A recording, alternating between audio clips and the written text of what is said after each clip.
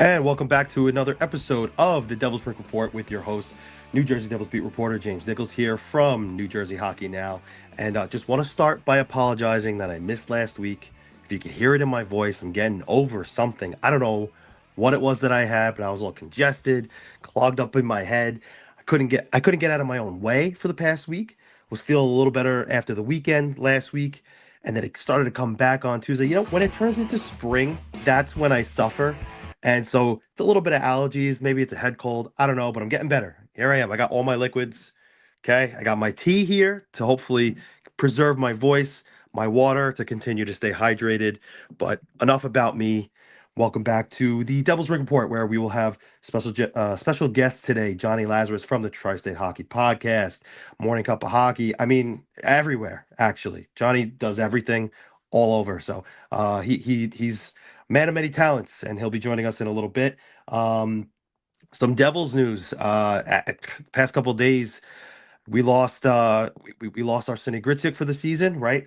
He's going to undergo surgery. It's an upper body injury, so he will be shut down for the rest of the year. That's the latest with the Devils. The Devils play again tomorrow against the Capitals. A big win last night against the Capitals, and I don't mean big in terms of making the playoffs or anything like that. They won in a big way. Kind of just stepped on the Capitals' hopes and dreams to make the postseason. So. But we got a lot to talk about today with Jonny Lazarus, and he will join me now. Johnny, how are you doing, buddy? Welcome to the What's show. up, James? How are you? I'm just battling Ranger fans all day today about a face-off last night. So that's what I'm dealing with. How I you doing? missed that. Give me the context. Last night, late in the third period, Nick Suzuki had a stick down. JT Miller didn't get a stick down. The linesman dropped the puck. JT wasn't ready for it. The Habs go the other way. Cole Caulfield scores a goal. Rangers lose 3-2. And both Nick Suzuki and JT Miller stood up straight. I think most guys on the ice kind of expected there to be a redraw or whatever that term would be. Encroachment is the word that's used on faceoffs, right? So, I think JT, Mike Sullivan, all those guys were pissed off, but they didn't want to display their anger in the post game. And now, Ranger fans have put some Ranger fans have put the blame on that goal on just JT not being ready for the draw, when in reality, Gavrikov didn't play the one-on-one well. Igor led in a squeaky one in the 5-hole. It's a whole mess, but everyone wants to point the finger at the captain. So I'm actually sticking up for him. No, listen, I hear that, and it's interesting, right? Like both the Devils and the Rangers, they kind of have nothing to play for the rest of this year, right? But I mean, look, they're playing with passion, right? They care about things like that. Last night, the Devils are winning games lately. Just your thoughts on how they're both finishing out the year, despite the fact knowing that they're not going to make it to the postseason. Each team. Yeah, it's one of those tough things, right? Like you want to find the positives. You want to have a reason to watch your team play, right? I don't Yeah. think anyone wants to turn the TV on and just be angry at what they're watching. So for the Devils, yeah, it's been great how good Jack Hughes been playing. Jesper Bratt's been playing much better, excuse me. I think you kind of ask yourself, where was this before? Obviously, Right. Jack was hurt and missed a lot of time, and that kind of Right. derailed the Devils season a little bit. And the Devils have had that be their narrative for the past couple of years. And for the Rangers, it's a little bit different. I feel like the Devils haven't had, that many young kids just thrown into the lineup to see what they could do, where the Rangers now have Sikora, Hamelosh, Drew Fortescue, and these young guys that have come up, and you're excited to watch them play and see what they look like in a Ranger uniform. So that's been fun and exciting for the Rangers, even though it does feel some sort of way like preseason hockey. You're kind of looking at who could be on this team next year.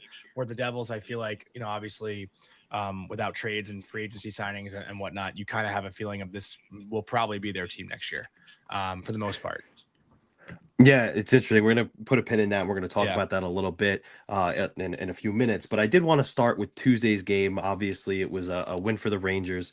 Devils couldn't complete the season sweep. But wanted to talk about the end of that game, right? Mhm. Obviously, Igor Shesterkin and Jacob Markstrom, they dropped the pads, if you will, and they mix it up a bit. Let's start with that. I don't think anyone is ever opposed to that kind of thing happening, right? Everyone loves a goalie fight. It's exciting, and it's part of the game that brings people's attention to the TV screens. But how about Markstrom's reasoning for it? I thought the post game comments by Shesterkin were hilarious, Mhm. but I thought it was interesting interesting what Markstrom said. He said essentially, I was just frustrated for personal reasons and overall performance and stuff like that, and I felt I needed to do something. What do you make of that being his reason to make his way to the other side of the ice and say, I'm going to fight Shesterkin here right now? I mean, listen, I think every skater will tell you, whether it's a forward or defenseman, if they feel like they're not bringing their best game, if there's another way to impact the game, that's the first thing you can really do is drop the gloves and fight. Like that's the only other Yeah. thing you can really do when you don't have it to make your mark on a game. So if Markstrom feels that way in his net and he feels that's the only way that he can impact the game at that point of the game, then go for it. And Igor, Rupper said it on our show yesterday, like he is one to, ruffle feathers, give a guy a blocker in the face. Like Rupper actually said he's almost kind of like Jordan Binnington, just without like maybe the interviews and drums to go along with it. But like Right. I see that.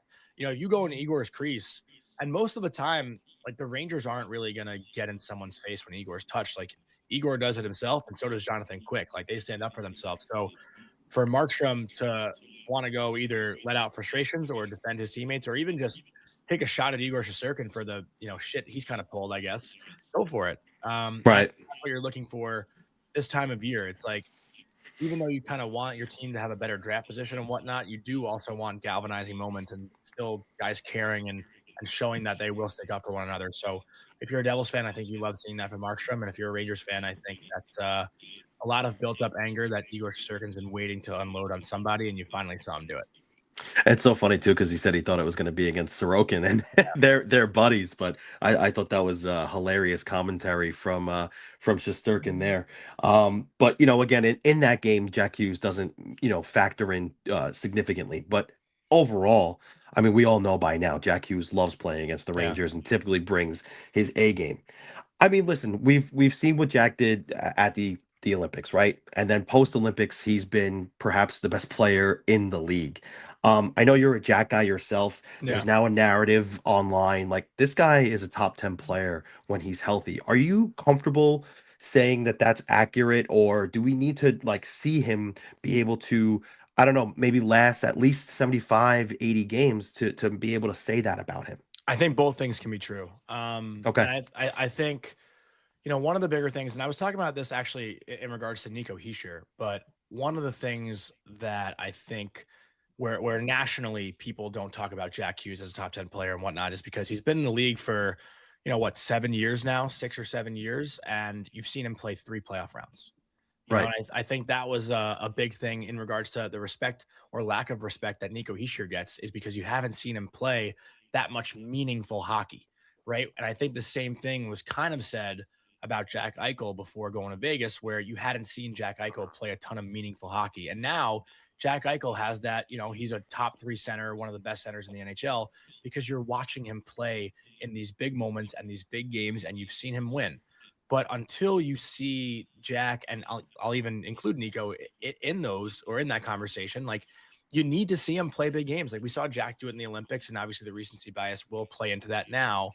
But again, I still think you need the Devils to get past the second round or just do more in the postseason for everyone to now have that respect, right? Because the only way you get respect is by winning and showing up in the big moments. That's really the only way to do it. So I do think Jack has certainly taken a step. And like you said, James, he's been, one of, if not the best players in the NHL since coming back from the Olympics. And I think in like a certain area of the game, like if you're in the offensive zone and you're between the blue line and the dots, I think Jack Hughes is the best player in that spot of the ice in the NHL. Like nobody creates more offense for himself and for his teammates more than Jack Hughes does in that area of the ice. Like how many times does Jack Hughes roll up the wall in the offensive zone, come across the middle, either cut back to his strong side, make a move to his backhand, find somebody backdoor, or just go in and make a play himself. Like he's unbelievable at it. So, like you said, I love watching Jack Hughes. I have always, raved about him. He's one of my favorite players to watch, and I love his attitude. Like he marches to the beat of his own drum, and I am all for that. Like Yeah. I don't root for a guy who says the right things all the time. I root for a guy who says what he feels, and that's why I love Jack. I want to pivot to his brother quickly, who's kind of just been tagging along with him Yeah. on his celebrity tour. He's obviously at the Yankee Stadium today for Jack Hughes throwing out the first pitch. Luke's taken a lot of criticism this season, but I think he's been playing better since he's come back from an injury. But regardless, we all know he signed that big ticket this summer. Where are you at on a defenseman who's that young with that much raw talent, who signs a big ticket like that and doesn't perform in the first season of that contract? Because there are a lot of Devils fans who say they got to get rid of this guy as soon as possible. Yeah. Whereas I kind of sit back and I look at his raw talent and I say, listen, there's a player to be sculpted here. I just think that he has to, obviously develop, and it's one of those things where he has to come into that contract. You kind of buying what your projection is of the player, but where do you sit on a player like that? Because this isn't just a Devils thing. This kind of happens throughout the league. No, What is he? 22 years old? exactly. Yeah, he's 22. Everyone's timeline is different, and defensemen, I think people say defensemen take longer to develop, right? Like that's a common saying that you hear around people in the NHL, and Yeah, the reason for that is because you notice defensemen's mistakes pretty much more than any other player. That, like, obviously a goalie's easy because, like, oh, he should have stopped that, but defensemen, their mistakes are the ones that, like, are really loud and stand out the most. So like that's where it is for Luke, but like all like I look at and I think he's just a little bit older, but like a guy like Owen Power, right? Like he was like a number yeah, one overall pick, highly touted guy. His first few years, it took him a bit to figure it out. This year, I feel like he's put up decent amounts of points, but like he hadn't looked like a complete player. Now you're starting to see that in year 4 or 5, maybe for him. correct. Yeah. I'd have to check that while we're talking, but Luke is in what, year 3? Yes, essentially, because his first year was burned after like a handful of games. Yeah, so there's so much time for him, like insane amounts of time, and like the skating is there, the offensive talent is there. It's the way he reads the game and reads situations, I think, that still needs to work on. But like those are things that are coachable. Yeah. So it's not like he doesn't have the things that you can't, like he does have the things you can't teach. It's the things that you can't teach. He still needs to learn, and I think this is actually I'm sure we'll get into it, but what pisses me off a little bit about Devils fans is the patience. Like Oh yeah. you Oh guys, yeah. and I know we're gonna get into it, but like your best players, your 3 best players, I'm not saying Luke, but like Jesper Bratt, Jack Hughes, Nico Hischier are all under 28 years old. Like, Oh yeah. what is the like everyone says like it has to be now. It's now or no, it doesn't. Like these guys are so Right. young. They're so young. Yeah, no, I hear that for sure. It's something that, I think that's part of the reason why a lot of people are so, um, I guess, upset with Tom Fitzgerald and his lack of urgency to go out and make a big move. But he's always had that patient approach, which kind of coincides with the average age of the core of the Devils, right? They have the time to make sure that they're taking the right steps to move forward in a win for on a winning path. But that kind of brings us to Yeah. what's going on right now. I wanted to talk about Sheldon Keefe a little bit. Obviously, as a result of Jack being healthy and the boost of confidence from the Olympics and all that stuff, the Devils are playing overall better. Mhm. But there's a lot of speculation about what's going to happen at season's end. Sheldon Keefe, Tom Fitzgerald's jobs. Clearly, they're playing differently. They've scored like something like maybe the fourth most goals since the Olympic break has ended. So there's certainly systematic changes that I've seen playing, a faster, wide open offensive game. In your being in the league as long as you've been, and even as a former player, college, whatever it is, um, is this kind of like an indication that maybe Keefe can adjust? Maybe he did it a little too late this year, but can have them play the system they need that kind of leads into their strengths. Should he have maybe a little bit more rope on his job security, or should they just scratch it and maybe go in a different direction next year? Okay, it's kind of loaded. Like I look at the way the Devils play, and I think everyone feels this way, but they're a team that can attack you off the rush, and that's where they're really dangerous, right? Like off the rush Right, is where they're most dangerous. But then you have the conversation, and we had this conversation the other day about like why can't the Devils beat Carolina, right? Like why right. is Carolina their kryptonite? It's because the Devils in the offensive zone are not simplifying their game. They're not like winning races. They're not retrieving pucks. Like Carolina is out battling them in all those heavier parts of the game. So Sheldon Keefe, I'm sure he wants to coach a team that can beat you both off the rush and then can win battles and win races to the pucks and recover pucks in the offensive zone against the heavier teams like Carolina. But there has to be some sort of in between. You can't just rely on rush chances to get you through the playoffs. You can't. So I know that's why Devils criticize him. It's like Sheldon Keefe turned this rush team into a whatever you want to call them, and that's why they're not winning. But, you know, I looked at some of the numbers before this, and prior to the Olympics, from the start of the season to the Olympics, the Devils had the second least rush goals in the NHL. And I know Jack was out for a lot of that, so that's going to hurt that number a little bit. Since the Olympics, the Devils have tied for the most rush goals. Right. So I've seen that, but they're still like 11-7. You know, they're playing better, but they're not like the best team in the NHL right now. Right. And you need to have a complete team. Yeah, I hear that. And like, how much of the schedule do you put? I'm gonna read you some of their opponents since the Olympic break. It's the Panthers, the Leafs, the Rangers 3 times, the Flames, the Kings, Boston, Washington. They had that good win against Dallas, Nashville, and then they lose against the Hurricanes, and then they win against the Blackhawks. I mean, it is a little bit of an easy schedule too here, right? I mean, the Hurricanes, correct me if I'm wrong, out of all the teams you just named, the Hurricanes are the only team that are the top 3 in their division.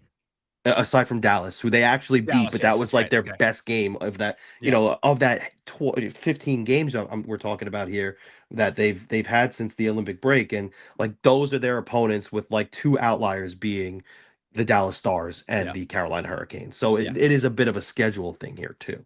Yeah, 100%. So it is interesting. I do wonder, you know, what kind of changes they could make. You know, who's going to be a better option, as opposed to Sheldon Keefe to, you know, stand behind that bench next year and lean into their strengths. You know, do they go a first year coach? Is that something that they can even attempt to, I don't know, try, or do they have to go with somebody with experience? It's a bit murky to I don't know, maybe give a first year NHL head coach that kind of rope, because it worked for a team like, you know, the Washington Capitals last year, or 2 years ago. But it might not be the same formula in New Jersey. So it's, you know, Tom Fitzgerald has some decisions to make this summer, because if you ask me, I don't think that guy's going anywhere. Maybe somebody will come in as a, you know, in an advisory role, like we've kind of heard whispers about. But you know, one of the interesting things to me is talking to a few scouts. A common theme for the Devils was, if they do anything this summer, and we've heard this a couple of times throughout the years, is that they have to get a little bit bigger. They were linked to Matthew Nyes, but now we're kind of seeing this stuff with Brady Tkachuk. Who knows what's going to happen there? But does that not seem like an obvious target for Tom Fitzgerald to hone in on and say, hey, let's bring this guy in? I mean, he's also, you know, he's his cousin, right? Of course. Yeah. Okay. Yeah. So that like feels obvious, but Yeah.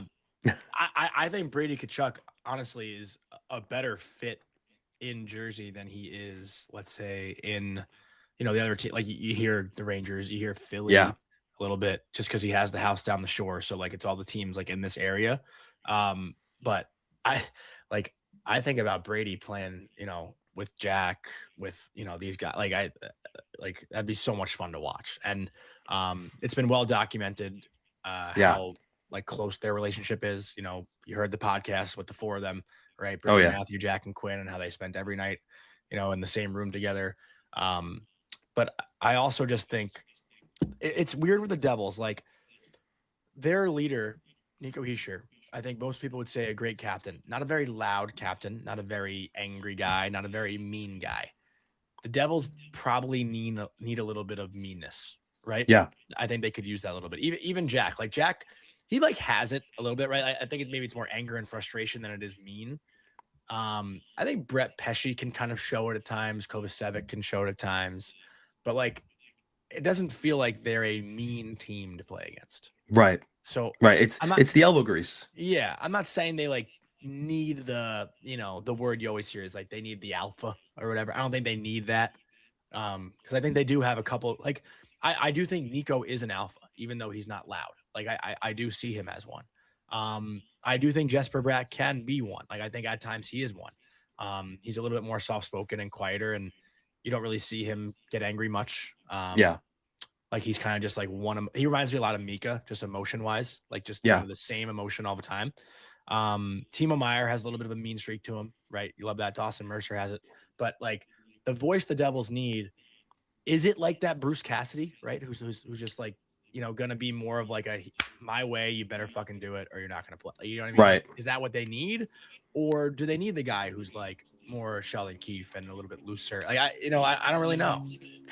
In terms of players, I think you're absolutely bang on with they need somebody who's going to be that physical leader on the ice, right? I look at, in seasons past, like who's won Stanley Cups. Well, you look at obviously the Florida Panthers back to back. They had Yeah. Sam Bennett and they had Brad Marchand. Those guys who were, for lack of a better term, on the ice pricks. They get the job done. Matthew Tkachuk too is there, one of those guys who can do it as well. You look at the Tampa Bay Lightning, Brandon Hagel. Those guys, they are unafraid to mix it up between the whistles or whatever it is. The Colorado Avalanche, when they won, they had Nazem Kadri, who was the guy who was, again, between the whistles, mixing it up, being that prick on the ice. And I think you're right. I think they do need that kind of guy. I think they thought it was going to be Meyer. I think they wanted him to do it more consistently. Also score 40 goals like he did in San Jose, but obviously he doesn't have that in him right now. But again, certainly, like you look at a guy like Brady Tkachuk and you say, aside from being cousins with Tom Fitzgerald, that's just without question the kind of fit that the Devils need. And certainly someone to play on Jack's line too, right? Because he's not just the guy who's going to mix it up. He's a top six forward. He's a guy who can be on Jack and Jesper's left and just get in the right spots and score 30-35 goals. And now you have a complete top line in New Jersey for the first time since they let go of Tyler Toffoli, which I bring that up all the time, and I'm sure everybody's sick of hearing about it, but it's true. I mean, they had Toffoli, they let him go, and they never replicated his 35 goal pace that they traded away. So I think Kachuk would be perfect. I don't know if we hear all this talk about they're going to move Simone Nemitz. Is that a fit for Ottawa? They have a bunch of young defensemen in well, not a bunch, but they have Sanderson, they have Shabbat in them. So you do wonder. But certainly that's, I think, the direction that the Devils need to at least explore this summer, make a big move like that. If not for a Kachuk, maybe a Nyes or something like that. I honestly think out of every and I'm just saying this because it's a Devils show, but out of every team in the NHL, I do think Brady Tkachuk to the Devils makes the most sense. It makes a ton of sense. Like I don't think any other team makes more sense than the Devils. Yeah, for every reason. Yeah, and I don't even know. Do we know Jake Sanderson's handedness? Is he a righty or a lefty? Lefty. Okay, so I mean, just imagine him and Nemitz running a top pair. I mean, that sounds like a good thing to me for Ottawa as well. So I don't know. Maybe there is something there. Maybe we're on to something, Johnny. But last thing I have for you here, I'm going to let you get on with your day. You got some exciting business later on Long Island, but you're a GM this summer with options. You're in demand. You have a couple offers on the table. One being from New Jersey, one being from New York.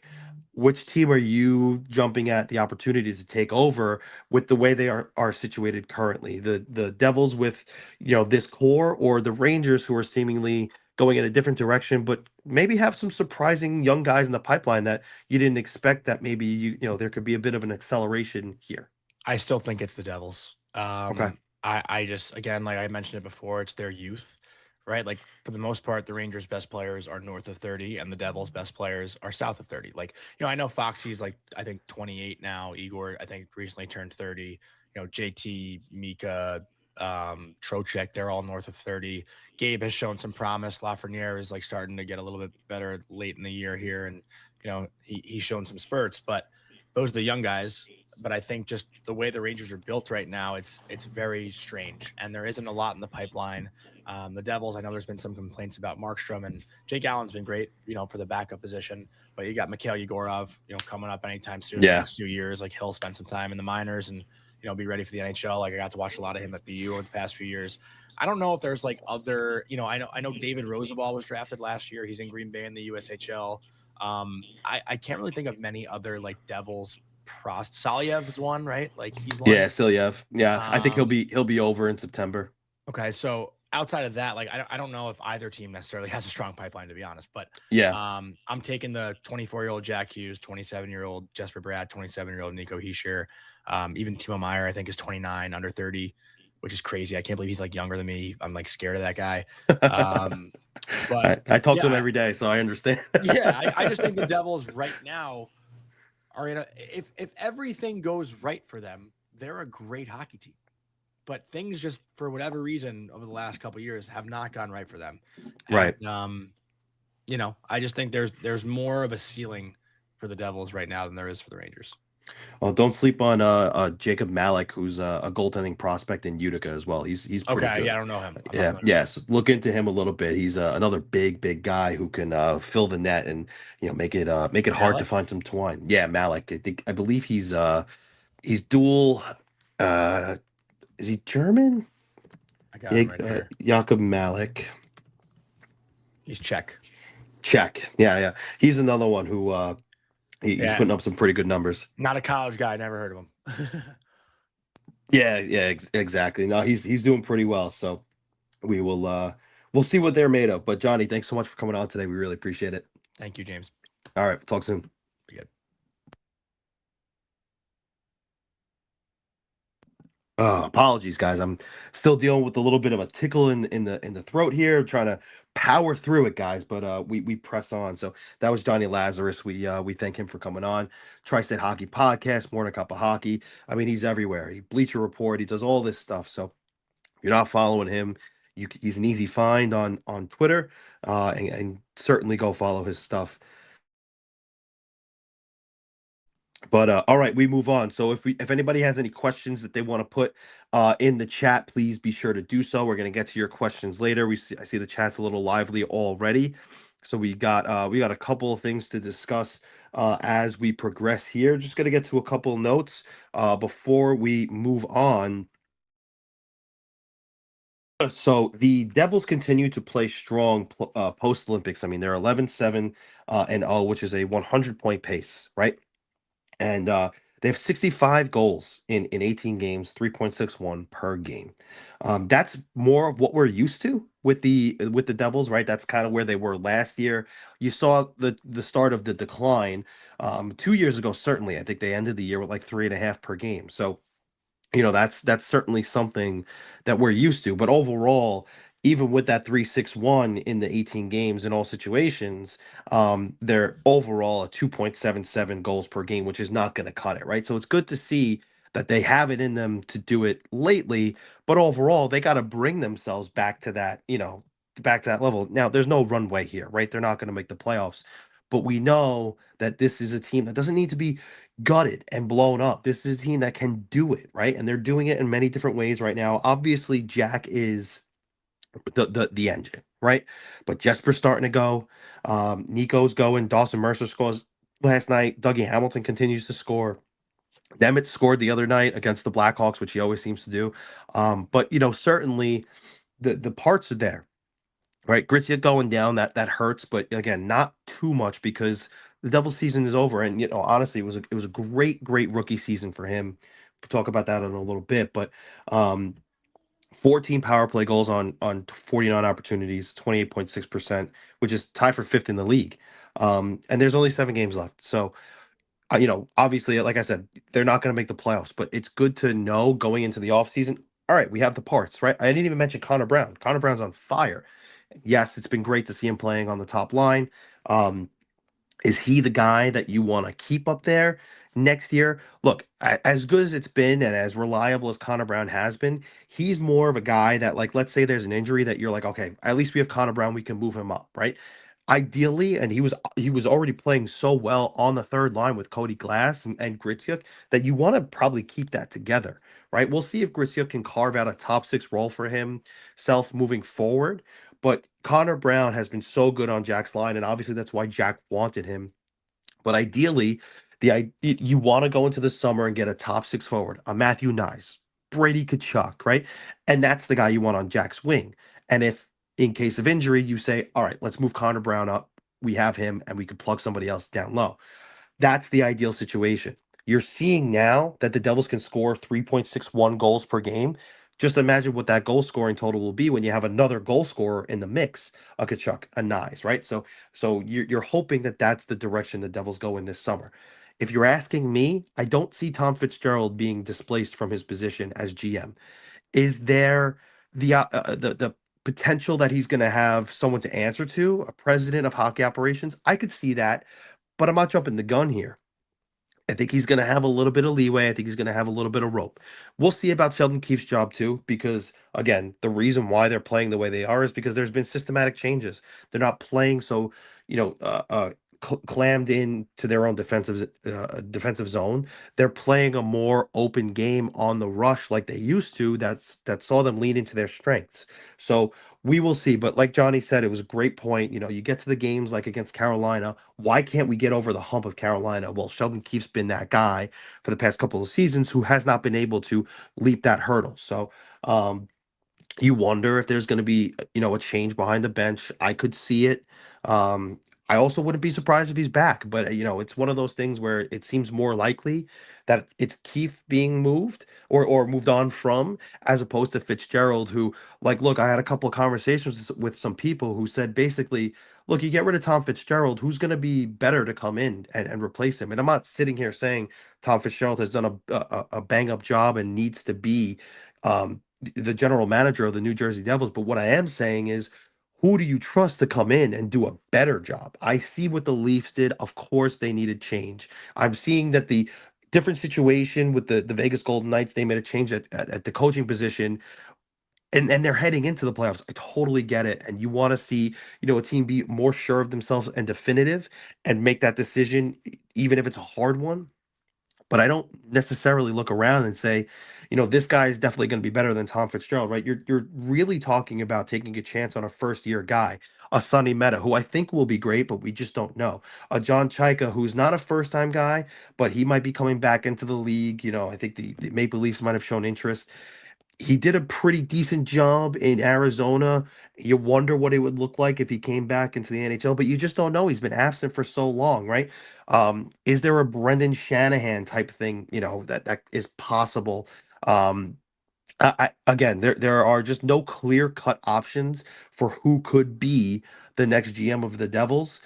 You know, you ideally want that situated before the draft so they go in with a plan, and that's a lot of moving parts between now and then. So I don't know. I just don't see Fitzgerald being the fired between, you know, the end of the season and before the draft. And if he is, listen, I'll stick my foot in my mouth, but and it's not, this isn't me advocating for anything. I just don't know that it happens. I think that there might be, you know, a Don Sweeney effect here. Like, hey, get us back on track next year or you're out. That I could see. But right now, I'm just not getting that vibe. So we'll see what happens. But, you know, again, this season was not completely lost despite major blemishes. Jack's 18 game absence, Markstrom was a major problem, and the extension is awful. And the lack of scoring for early on from, you know, Timo Meyer and Dougie Hamilton, and even now, like, Meyer didn't have the March that, you know, we typically see him have. So, you know, that was a bit disappointing too. You want to see Meyer be able to find that consistency. It's so frustrating for me to see him, you know, night in and night out have that raw talent, that ability to just be a horse, you know, really make a difference as a puck carrier, but also as a big body who can, you know, win battles. And it's just he has all the tools, but for some reason he goes missing a bit, and it's he can't put it all together consistently. And you would love to see that. However, there were major positives this year. You know, Jack Hughes and Jesper Bratt are certainly back. 10 points between the two of them last night. I mean, that's incredible. You know, that's what we're used to seeing. Obviously not on a nightly basis, but those are the producers for the Devils. Jesper Bratt and Jack Hughes. They round out that top line with somebody this summer, and forget it. You're talking about one of the best first lines in hockey. Um, since the Olympics, both players are on pace for 30 goals and 110 points. Again, that's what we're used to seeing. Again, not 110 points, right? Jack Hughes, we saw him have that 199-point season. Jesper Bratt, after two 74-point years, had a career year last year where he eclipsed the 80-point plateau, and you just expected him to get better and better each year, right? Both are top 10 in scoring since the Olympics, and they're playing on a whole new level. And that's the thing for the Devils that they need to ensure that they have. It's just unfortunate when Jack gets hurt that Jesper doesn't necessarily, or at least this year, he didn't have that ability to improve his game. We've seen him do it in the past, but this year he couldn't do it. A couple of reasons I think that might have been: one, he had that off-season shoulder surgery. You wonder if he was trying to get used to the new feeling in his shoulder. But two, he took a really big hit from Alex Ovechkin earlier this year, when they played the Capitals early. And I kind of wonder if that was the turning point for him. So I'm going to talk to him about that eventually. I'm going to put a pin in that. We'll come back to it on the show in another week. But that's something that I saw in Jesper Bratt, and I said, I wonder if that hit, had him starting to look over his shoulder a bit. I don't know, but it is interesting, certainly, to see, how he is playing now. Um, so for their too small crowd, I know I said I spoke to a couple of scouts who said that they need to get bigger, but I do look at one other team, and this was pointed out by producer Sean. I think it's a great observation. The Montreal Canadiens, they have Cole Caulfield and Nick Suzuki. Cole Caulfield is about to be a 50 goal scorer. Nick Suzuki is 5'11". I'm 5'11". The average height of hockey players in the NHL is 6'1" or more. So you do need some bigger bodies, but the Canadians are kind of showing like, hey, we can do it, with some smaller, players here. They do have Slavkovsky, who's a bigger player, but overall, I do think the Devils need to get a little bit of size, but it's not the be all end all. I think they could still be successful with the pieces they have. They just got to make the right additions. Um, they The other positive here, is some of the development this season, right? Obviously, Simone Nemec has been great, but not just one of the forwards, but two young forwards in Arseny Gritsyuk and Lenny Haminaho have been really, really big positives for this team moving forward. You're looking at a team that could be, we thought they were going to be deeper this year. Obviously, it didn't pan out that way, but I think they're going to be even deeper next year now. Because if the top six goes unchanged, maybe one addition, you still have Gritsyuk and Haminaho who are going to be on the third line, right? So and let's say that there is one addition to that top six. Um, Whether Dawson Mercer or Connor Brown move down, maybe one of them move out, like you're gonna have a lot of forward power there now to kind of shuffle the lines around and figure out what the best mix is. There's a lot of depth there with now Gritsyuk and Haminaho playing the way that they are or were in Gritsyuk's case, because he's going to be out now. But those two, the development. I mean, that pass last night by Lenny Haminaho was, to Cody Glass, amazing, lights out. He's such a smart player. He's not going to, he might not be like a 30 goal scorer. He might not be, an 80-point guy, but he's going to make these 20 goal seasons, 50-point seasons look incredible. He's so smart, and it's more than the offense. It's in the defensive end, the neutral zone as well. He's just always in the right position. He's making sure that he's not being beat defensively, and he's looked really, really strong. And for Gritsyuk, I mean, again, another player, super smart, all three zones, but he has that offensive upside that I don't think Haminaho has with that shot. I think you could see a 30 goal season out of Gritsyuk, whereas Haminaho, I think he'll top out at maybe 20, 25 goals.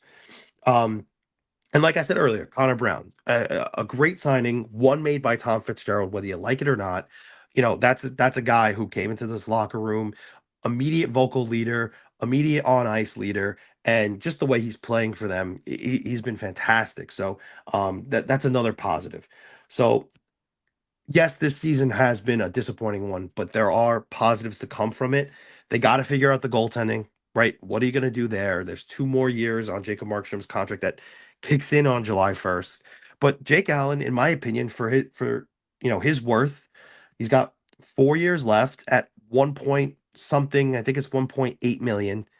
You take that as a backup goaltender or a 1B goaltender. I think he's been so good for the Devils this year. Where they would be without him, maybe in a better draft position, maybe that's what you wanted. But, when there was hope for the season, you really leaned on Jake Allen and you hoped to have him in those big moments, and you typically did. Was it perfect? No. But it's going to be a good situation for the Devils to have him when a guy like Yegorov comes up and maybe needs some guidance, or a Jacob Malik comes up and needs some guidance. So I think Jake Allen has been invaluable for the Devils. Another guy in the locker room, so well spoken, a vocal leader, and just the kind of guy you want in your corner, because um, he just brings so much to the table. So it's been really good to have Jake Allen in the locker room. Give me a second. I need a sip, because you hear this? I'm trying to get rid of it. It sounds awful. Sean's laughing at me in the background. All right. Could the Devils hire a president of hockey operations? Kind of alluded to it before. There was the report from Emily Kaplan that she could, I don't want to call it a report. I think it was speculation.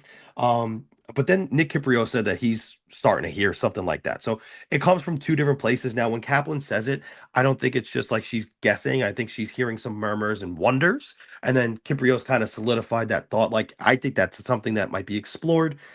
Who could it be? I don't know. Again, we said names like Sonny Mehta. We said names like John Chaika. Those would be sort of new. Sonny Mehta, yes, he's an assistant GM, never been a GM yet. John Chaika, no, one-time GM, but it's been gone for a while, so it's somewhat new, right? Then there are other names: Mike Gillis, formerly Vancouver, Brett Peterson, Florida Panthers, another Florida guy. Uh, Again, I think I said this a couple weeks ago. Doug Armstrong, that's a guy who has a situation in St. Louis. He's going to step back on July 1. It's going to become Alexander Steen's team. And I think he's going to be in an advisory role. But I think if something comes along that entices Doug Armstrong, then maybe he'll jump at the chance to work with another team, right? So we'll see if something like that happens. Is someone going to get fired this summer? You wonder about Steve Yzerman if the Detroit Red Wings end up not making it. We'll see about that. I'm not necessarily sure. Does Brendan Shanahan make any sense? Does he want to get back in the mix? I'm not really sure. But again, it's going to be something that we have to look at this summer and say, all right, you know, Tom Fitzgerald is going to be the guy in charge of the roster, but if he's got to answer to a president, then there's going to have to be some sort of collaboration there. So you wonder how much changes, in that regard, right? Obviously the Nye's interest this summer, but if a president comes in and says, no, I have completely no interest in that guy, or maybe Brendan Shanahan comes in and says, I have a ton of interest in that guy, you wonder how much changes if somebody comes in and is essentially Tom Fitzgerald's boss. They got to get the process moving though, because if that's going to happen, again, the draft, when that comes and everything, the plans need to be solidified. Are we going to use the first round pick? Are we going to trade it on the draft floor? Are we going to try to do what we got to do to improve the organization in spots that we didn't realize for 26, 27, so that we don't have this happen again? Right? This was a year where the Devils were expected to be Stanley Cup contenders. I don't even want to say playoff contenders. There were people who legitimately thought that the Devils were going to go to the Stanley Cup. They're going to miss the playoffs. That is such detriment that the Devils didn't see coming. I don't think any of you saw it coming. I don't think anybody saw them missing the playoffs. We saw a serious regression this season. It needs to be studied, needs to be analyzed. Why was it? Coach, roster construction, was it injuries, underperformances? What was it? Right? We'll get answers, right? We're all going to study it once the season ends. I'll have my thoughts, you'll have your thoughts. We'll talk about it. But certainly this was by no means or by all means, let me rephrase. By all means, this season was a failure, and they need to figure out why. Right? Does it start from the top? Was it a bad coaching hire? What was the reason? We'll find out. But no matter what, there needs to be something that changes this season, and maybe not just the roster. Certainly, the roster they need to add, but we'll see if anything happens in terms of managerial things too. So, all right, we're gonna get to some questions here in the chat. Not a ton. We have a few here, and then we're gonna wrap it up. Happy Friday, guys. By the way, this is, I don't think I mentioned it earlier. We're in April 3rd edition of the Devil's Rink Report. Thank you so much for being here. Before we get to the questions, if you haven't hit subscribe yet, please do so. Guys, we're at 953. We're so close to our 1,000 mark. It's the end of the season. We're hoping to get there by the season's end. But if you do, I mean, listen, all that summer content that we're going to be doing will be on your RSS feeds. We'll be on the podcast platforms. You'll hear us in your cars as well, right? You'll get all this and more. You're going to hear this lovely, raspy voice in your cars instead of having to sit here on YouTube on your phones or your laptops having to watch me. You can just listen if you'd like on your drives. But once we get to that 1,000 subscriber mark, we will certainly be on RSS feed. So please hit that, smash that subscribe button below, like the video, share it with your friends. Anything that helps us, grow a little bit. We really appreciate and the supporting local journalism, especially a guy like me.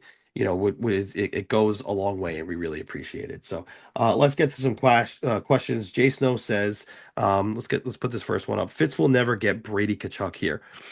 I'm gonna swig my tea for a minute. I'm getting a little bit raspier. I just finished it. That's hopefully that lasts me to the end of the show. Listen, I think one of the things that Tom Fitzgerald has to realize, if he hasn't already, is that his hesitance to acquire a Quinn Hughes was, I mean, it hurt. Obviously, it hurt. You see what he brought to the Wild. You saw, obviously, they clinched the playoffs last night. They're a top 3 team in the NHL. His hesitance to do that, the backlash, the underperformance from the Devils, just the, the patience to a fault. It had a trickle effect. It got into the locker room. Players were discouraged. Obviously, the Dougie Hamilton thing happened. Players were just not happy with how the whole situation was. Um, he has to see that and understand, all right, I need a different approach. I need to be more cutthroat. I got to be aggressive. And if I do this, I got to make it fast so that things don't leak and people aren't upset, right? I think that's the difference. And so look, you have no reason to believe that that's going to happen. I understand that. But I do think that he knows that there needs to be a different approach as opposed to being so patient, almost to a fault, that if he wants to get that impact forward in New Jersey, he's got to make it snappy. He's got to make it aggressive. He's got to make it as close to the vest as possible, which I hate because obviously I want that information. I want to relay that information to you guys as quickly as possible. But if he doesn't want the locker room turmoil, if he doesn't want the media backlash, if he doesn't want all that, and he wants to one, improve his team but also show that he is the guy for the job, he will get him here, and he will do it in a way that has all of us turn around and say, oh wow, he did it. And nobody's hurt by this, because let's just say Nemitz was happy to go to let's just, again, spitballing here. Nemitz was happy to go to Ottawa. He'll get top pair minutes next to Jake Sanderson. Great situation. Brady Tkachuk is happy to come to New Jersey to play for his cousin or uncle, or however I know he's like second cousins, but I think they call him uncle, whatever it is. um Play with Jack Hughes, a guy who obviously he is close with now after the Olympics, or was close with, the entire time, right? There's a lot of reasons for Brady to want to come. I would even have to check if he has any clauses here, because like, does Brady Kachuk have say in where he goes? I haven't checked on his contract situation here, but I would hedge a bet that he has some trade protection, as my computer pulls it up here quick. But if he does, you would like to think that, yeah, he's going to want to come to New Jersey and play with a guy like Jack, and not just Jack, but like, he gets the chance to play on a line with him and Jesper Bratt. Like, he'll be getting pucks fed to him all day. So that's a reason for him to want to come. And if he does, you're going to see, let's see, scrolling down here, yeah, he's got a full no move clause. Full. So he's got some say in how this all goes down, if he gets traded. Full no move clause for Brady Tkachuk. And look, that contract, 7 by 8.3, was that what it was? I already closed it. I'm so quick to do things like this. Yeah, 7 by 8.33 for the next excuse me, 2 seasons. I mean, that's great with the cap rising. So you would like to see that happen. I think that, again, as pessimistic as fans are about what Fitz can and cannot do, he has to know, and I think he does know. Certainly, the approach has to be different this summer. Thank you for the question, Jay Snow. Another one here from Jay Snow. I still think massive changes are needed. Um, and again, I don't know how massive they need to be. You want to shake up the core. You have to maybe send a player to Ottawa to get a Kachuk in, or send a player to Toronto to get a Nyes in. That is maybe a bit of a shakeup of the core. I get it. You know, is Dawson Mercer that player? Perhaps that's enough of a shakeup, because look, I I think it's great that Dawson Mercer scored his 100th goal last night, or point, one or the other. Um, I think it's great that he's played 400 or more games, Iron Man streak. I think that's all great. The best ability is availability, sure. He's just not bringing the offense to the table. I don't think he's a top six forward. Not certainly not one to play on a line with Nico Hischier and Timo Meyer. That's gonna maximize the offense that you want in your top six. I just don't. Now he might have a different opportunity on a different team and be that player, but he just might not have it here in New Jersey behind Jack Hughes, Jesper Bratt, Nico Hischier, Timo Meyer, player X that might come in. Like it's not likely. And I think that there's a situation out there for him somewhere else that, again, a massive change, no, but a significant change enough. Maybe trading a Mercer and a Nemitz for a Kachuk that is enough of an impact. Obviously, that's not the entire trade package. I'm just spitballing here, but enough of a change that will propel the Devils into another stratosphere next season. Certainly something, but not. We're not tearing it down to the studs here. There's no need, right? The formula is there. Look at the way they're playing now. Again, the schedule is a bit of a reason here, but also a healthy Jack, right? You're seeing the team that you wanted all season. They just need to make these right changes. Not, I don't want to call them minor. They need to make the right changes. They need to make the right ads, and I think you're going to get the team that you want. It's just, who's going to be the guy making those decisions. I think it'll be Tom, but you never know. And again, by major changes, we're talking about a coach, right? Somebody other than Sheldon Keefe. He's kind of showing now he can make that adjustment with the system. Um, it'll be interesting. We'll have to see. I'm not really sure, but I don't know about major or massive. I think just the right changes. I think that's the way you should word it. Is the right changes need to be made this summer, and that's true. They do. They certainly do. Thank you for the question, Jace. Now we're going to move on to Kylie Rose, who asks, "Do you think Nico can hit 1,000 faceoff wins? He needs like 84 more." What is he? I mean, yeah, I think he averages like 20 faceoffs a game. He takes the most faceoffs of anybody on the team. So yeah, I could see that. What do we got? 7 games left. Let's say he's got 7 games, and he wins. If he wins 10 a game, seven, yeah, he's not going to reach it. It'll be close. I didn't even know that this was a stat, so thank you for pointing it out to me. Um, it'll be close. I think he wins like 10 of 13 a game. What did he hit last night? Let's go back and look. But sir, I mean, the reason why he takes so many faceoffs is because he's the best one on the team. But last night, Nico he won 10 of 23 last night. So again, if he wins another 10 in the next 7 games, it averages to 70. He'd have to have a couple of monster games in the faceoff dot. I could see it. It's not unrealistic, but it's also probably going to be pretty hard. But thank you for pointing that out. I'll be on the lookout for that. Let's get one or two more here, Sean, and then we're going to call it a weekend. We got Jay Snow is back with whatever top six player we get is going to have to be a trade, because free agency is very weak outside of Nyes and Brady, which I think aren't being moved. Who do they target? That's a good question. I mean, I'd have to look at, let's see, summer, 2026 NHL summer trade targets. I mean, one of the players I think of off the top of my head, um, you know, he's going to be a free agent. Tuck would be a great addition. I think he's cut from a similar cloth, to those players like Nyes and Kachuk. But again, he's a guy who is um, a little bit older, so it's definitely a little bit different. Other than that, like, I don't know, maybe a Jordan Kyrou.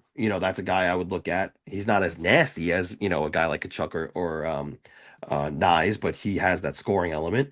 Um, look, Steven Stamkos has been a guy who Tom Fitzgerald's been pretty forward about. He likes a guy like him, so you wonder about that a little bit. Other than that, again, you'd have to look at teams who are willing to make some hard decisions. Like you wonder about an Owen Tippett in Philly, someone like that. So it'll be interesting. I think Nyes and Kachuk are two guys who, although it seems like super unrealistic just because of the pure magnitude of those names, but I don't think it's that unrealistic at all. I think the Devils are really going to look to make that kind of a power move this summer. Otherwise, look at names like Tippett, look at a Stamkos. He's a little bit older. I know you don't love that, but again, what did he score this year? Did he score 40 goals or something close to it? Because I mean, he just went on a tear for Nashville as a 36-year-old.